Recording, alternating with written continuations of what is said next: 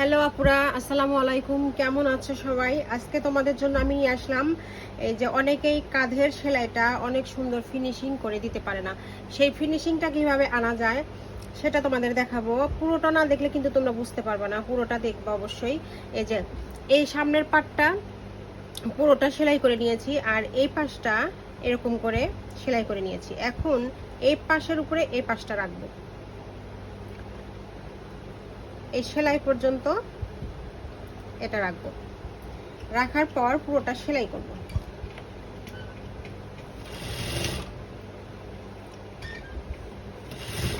এটা এইভাবে ঢেকে দিব এটার সাথে।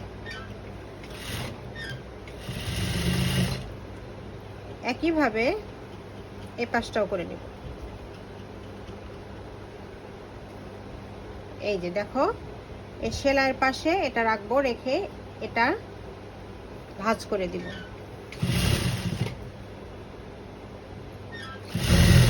আর পুটের পাশটা সেলাইটা অবশ্যই ডাবল করে দিবা। সেলাইয়ের ক্ষেত্রে সব জায়গাতে ফিনিশিংটা সুন্দর আসা খুবই জরুরি, এবং সুন্দর করে ফিনিশিং দিতে হলে আমার পেজটা তোমরা ফলো করো।